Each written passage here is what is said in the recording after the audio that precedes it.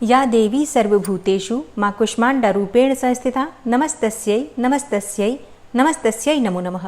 ओम दुम दुर्गाय नमः। शारदीय नवरात्रि के चौथे दिवस की आप सभी को मंगल शुभकामनाएं। माँ कुष्मांडा की कृपा सदैव आप और आपके समस्त परिवार पर बनी रहे। दोस्तों, आज की वीडियो में आप सुनेंगे माता कुष्मांडा की कथा, पूजा विधि, आरती और क्षमा प्रार्थना। तो वीडियो को अंत तक जरूर देखिए। 6 अक्टूबर 2024 को शारदीय नवरात्रि की चतुर्थी तिथि है। चतुर्थी तिथि का प्रारंभ हो रहा है 6 अक्टूबर 2024 को सुबह 7:49 पर और चतुर्थी तिथि का समापन हो रहा है 7 अक्टूबर को सुबह 9:47 पर। 6 अक्टूबर को यानी कि रविवार के दिन सूर्योदय काल का समय आपको प्राप्त हो रहा है सुबह 6:23 पर और सूर्यास्त का समय है शाम को 6:05 पर। और अब नोट कीजिए कुछ विशेष शुभ मुहूर्त जिस समय में आप विशेष रूप से कोई पूजा, प्रार्थना, आराधना कर सकते हैं। जैसे कि ब्रह्म मुहूर्त का समय सबसे श्रेष्ठ समय है। सुबह 4:48 से सुबह 5:36 तक ब्रह्म मुहूर्त का समय रहेगा। इस समय में आप स्नान कर सकते हैं, पूजा आराधना कर सकते हैं, मंत्रों की सिद्धि के लिए आप मंत्र जप कर सकते हैं या कोई भी विशेष उपाय कर सकते हैं।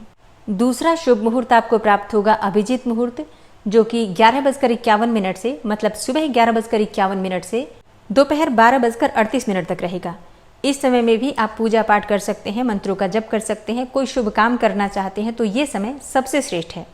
तीसरा शुभ मुहूर्त है अमृत काल का, जो कि दोपहर में 2:25 से शाम को 4:11 तक रहेगा। इस समय में भी आप मंत्र जप कर सकते हैं, पूजा पाठ कर सकते हैं, कोई शुभ काम करना चाहते हैं तो ये समय भी आपके लिए अत्यंत श्रेष्ठ है। ये सभी शुभ मुहूर्त आप नोट करके रख सकते हैं, फिर अपने अनुसार आप अपने जो भी कार्य करना है कर सकते हैं। अब बात करें एक अशुभ मुहूर्त की, जो कि राहु काल का समय है। इस समय में आपको कोई भी शुभ काम नहीं करना चाहिए और वो समय आपको प्राप्त हो रहा है शाम को 4:37 से शाम को 6:05 तक। इस समय में कोई शुभ काम प्रारंभ नहीं करना चाहिए, लेकिन अगर आप पहले से कुछ कर रहे हैं तो बिल्कुल कर सकते हैं, कोई ऐसी घबराने की बात नहीं है। और अब आप सुनेंगे माता कुष्मांडा की पावन कथा। माँ दुर्गा के चौथे स्वरूप का नाम है कुष्मांडा। नवरात्रि के चौथे दिन माँ कुष्मांडा देवी के स्वरूप की ही उपासना की जाती है। अपनी मंद हल्की हंसी के द्वारा अंड यानी ब्रह्मांड को उत्पन्न करने के कारण इस देवी को कुष्मांडा नाम से अभिहित किया गया है। जब सृष्टि नहीं थी, चारों तरफ अंधकार ही अंधकार था, तब इसी देवी ने अपने ईशत हास्य से अर्थात मंद मुस्कान से ब्रह्मांड की रचना की थी।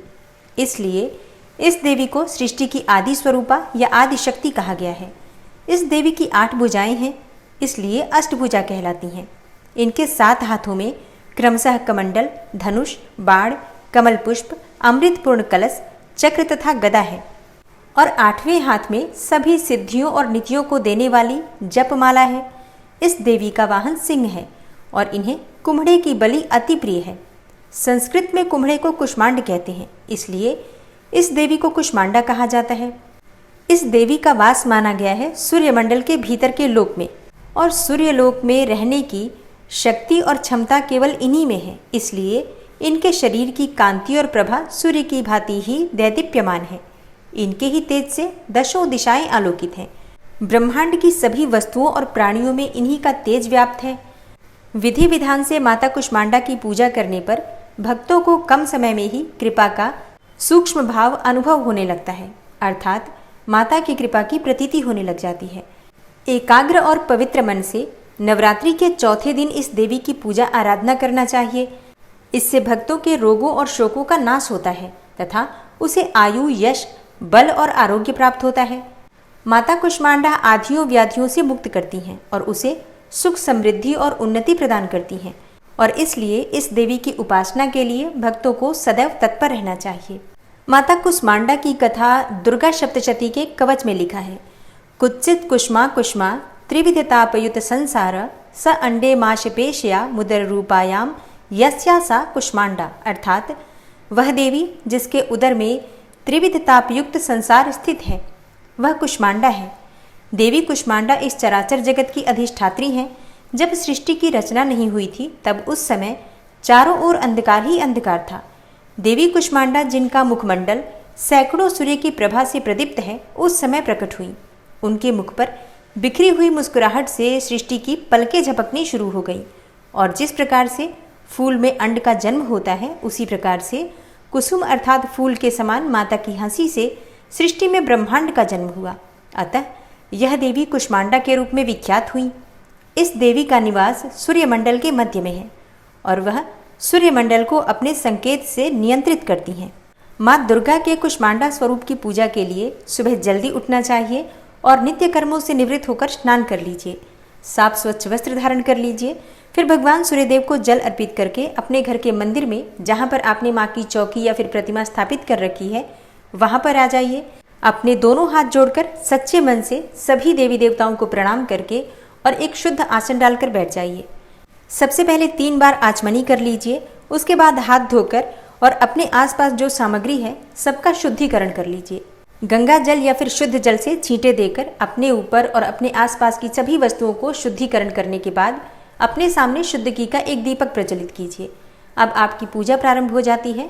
अब विधि विधान से आपको सबसे पहले गणपति का पूजन करना है। भगवान गणेश का पंचोपचार विधि से पूजन कीजिए। ओम गणपतये नमः, ओम गणपतये नमः इस मंत्र के द्वारा। फिर कलश देवता की पूजा कीजिए, भगवान वरुण देव का और सभी देवी देवताओं का ध्यान करके, क्योंकि कलश में सभी देवी देवता विराजित हैं। तो कलश का पूजन करने के बाद अपने पास अगर नवग्रह मंडल आपने स्थापित कर रखा है या फिर षोडश मातृका स्थापित कर रखी है या ज्वारे स्थापित कर रखे हैं, सबकी पंचोपचार विधि से धूप दीप अक्षत पुष्प इत्यादि अर्पित करके पूजा कर लीजिए। इसके बाद माँ दुर्गा के चौथे स्वरूप माँ कुष्मांडा की पूजा आपको करना है। तो अपने हाथ में अक्षत पुष्प लेकर माँ कुष्मांडा का ध्यान कीजिए और मंत्र बोलिए, या देवी सर्वभूतेषु माँ कुष्मांडा रूपेण संस्थिता नमस्तस्यै नमस्तस्यै नमस्तस्यै नमो नमः।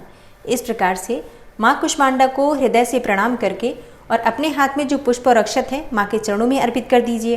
अब विधि विधान से धूप दीप अक्षत पुष्प इत्यादि जो भी आपके पास सामग्री है पंचोपचार विधि से या फिर षोडशोपचार विधि से या फिर राजोपचार विधि से माँ कुष्मांडा की आप पूजा कर सकते हैं। माँ दुर्गा के चौथे स्वरूप माँ कुष्मांडा को लाल गुड़हल और गुलाब के पुष्प बहुत प्रिय हैं। पीले कमल के पुष्प भी आप अर्पित कर सकते हैं और माँ को भोग में आपको मालपुए या फिर हलवे का भोग लगाना चाहिए। इसके साथ ही आप फलों का भोग लगा सकते हैं या फिर मिठाई का, सफ़ेद मिठाई का या फिर दूध का, शक्कर का, बताशे का, जो भी आपके पास सामग्री उपलब्ध है माँ को भोग स्वरूप अर्पित कीजिए। इसके बाद पान के पत्ते पर लौंग इलायची सुपारी रखकर अर्पित कीजिए। फिर दक्षिणा स्वरूप कुछ पैसे अर्पित कीजिए और थोड़ा सा जल लेकर जो आपने पूजा की है जिस स्थान पर, उस स्थान पर जल का घेरा दे दीजिए। अब आपकी पूजा पूर्ण हो जाती है। थोड़ा सा अक्षत ले लीजिए अपने हाथ में और जो भी सामग्री का हमसे अभाव हो जाता है पूजा के दौरान, उसके लिए थोड़ा सा अक्षत अर्पित करते हुए मन में भाव कीजिए कि पूजा में किसी भी प्रकार की कमी रह गई हो तो सर्वाभावे अक्षतानि समर्पयामि। इस प्रकार से मतलब सभी चीज़ों के अभाव में अक्षत समर्पित कर रहा हूँ या कर रही हूँ, इस प्रकार से भाव करना है आपको। अब आपकी पूजा पूर्ण हो जाती है। माँ कुष्मांडा के मंत्र का आप चाहें तो 108 बार जप कर सकते हैं या फिर 11 बार 21 बार भी जप करके पूजा कर सकते हैं। फिर इसके बाद आप चाहें तो दुर्गा सप्तशती का पाठ कर सकते हैं या प्रतिदिन जो भी आपने अपने पाठ के नियम ले रखे हैं सभी पाठ कर सकते हैं।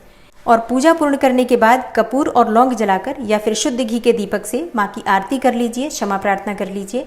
अब आपकी पूजा संपूर्ण हो जाती है। जो भी आपने भोग माँ को अर्पित किया है, पूजा पूर्ण करने के बाद प्रसाद स्वरूप सबको वितरित करके स्वयं भी आप ग्रहण कर सकते हैं। और अब आप सुनेंगे माँ कुष्मांडा की आरती।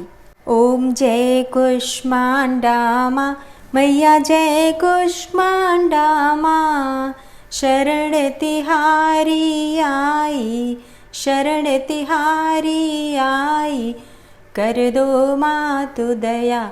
ओम जय कुष्मांडा माँ, अष्टभुजा देवी तुम, आदि शक्ति तुम माँ, मैया आदि शक्ति तुम माँ, आदि स्वरूपा मैया, जग तुम से चलता।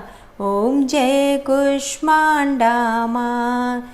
चौथे नवरात्रों में भक्त करे गुणगान, मैया का भक्त करे गुणगान। स्थिर मन से माँ की पूजा करो और ध्यान। ओम जय कुष्मांडा माँ। सच्चे मन से जो भी करे स्तुति गुणगान, मैया का करे स्तुति गुणगान।